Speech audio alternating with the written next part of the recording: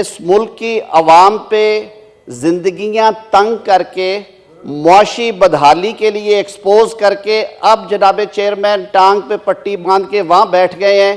इसलिए 4 माह से कि जेल भरो तहरीक है, और वो जेल भरो तहरीक जिसकी अनाउंसमेंट देने के बाद एक बेलेबल ऑफेंस में जमानत क्या खारिज हुई, एक भूचाल आ गया और 7 दरखास्तें दी इल्तवा की लाहौर हाई कोर्ट में कि खुदा के लिए हिफाजती जमानत दे दें, हम जेल नहीं जाना चाहते।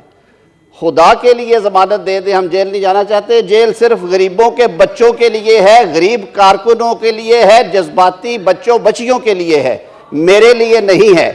और पिछले 3 माह से इस्लामाबाद की सेशन अदालत करोड़ों रुपए के गबन के मुकदमे में वारंट पे वारंट, सबन पे सबन भेज रही है। वहां पे मेडिकल पे मेडिकल, जी टांग ठीक नहीं है, नहीं आ सकते। तो खुदा के लिए ऑर्डर प्लीज, ऑर्डर से सुने, तहम्मुल से सुने। ये बात मेरे भाई ने शुरू की है। और तुरफा तमाशा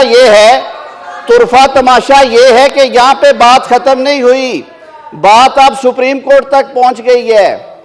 इनके महबूब दोस्त, इनके प्यारे हलीफ टेलीफोनों पे हदायत देते हैं वकीलों को, और फिर उन आला शख्सियात को रिक्वेस्ट करते हैं कि कोई नहीं, छोटा सा काम है, ये बड़ा अच्छा भाई है आपके पास बैठा है, इसके लिए मेहरबानी आपने करनी है, मैं चल के आ रहा हूं आपके पास।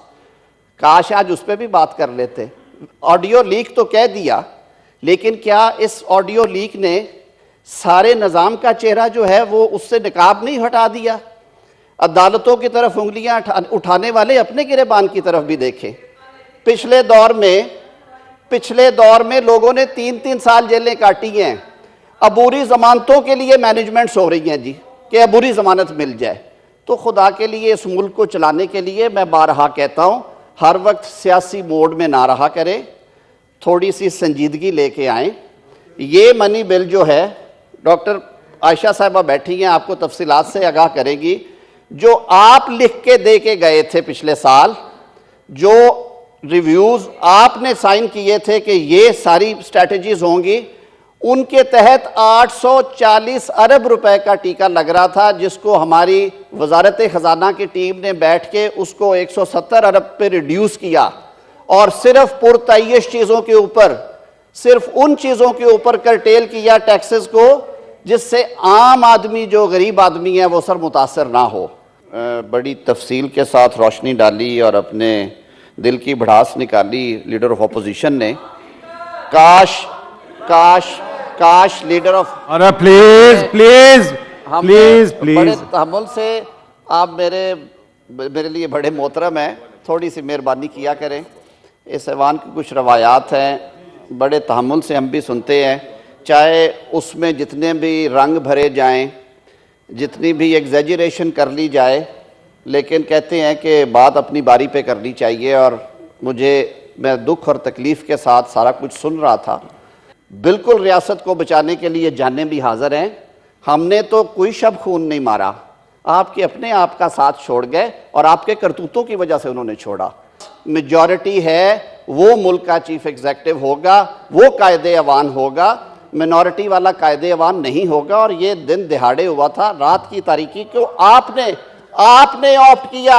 जब कुर्सी से चिमटे रहने के लिए आइन तोड़ा गया और सुप्रीम कोर्ट ने कहा कि आइन तोड़ा, और उन्होंने कहा कि हमें दुख के साथ ये लिखना पड़ रहा है कि स्पीकर, डिप्टी स्पीकर जो कि गैर जानिबदार होते हैं, उन्होंने एक शख्स की कुर्सी बचाने के लिए पूरी नेशनल असेंबली डिसॉल्व कर दी।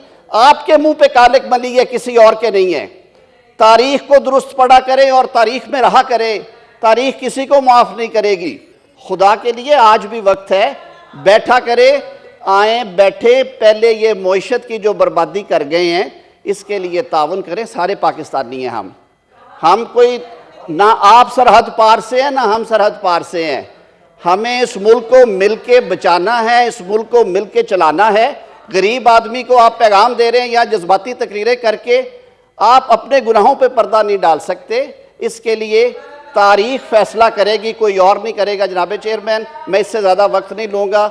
बड़े अदब के साथ मैं सिर्फ एक गुजारिश करूँगा कि अगर इस मुल्क को इस मुल्क में बसने वालों को हमने आसान जिंदगियां देनी है, तो हमें मैच्योर पॉलिटिशियंस की तरह बिहेव करना चाहिए, ना कि हर वक्त उस मोड में रहे जिसमें बर्बादी है, जिसमें तबाही है। बहुत शुक्रिया। Senator Mushtaq sir.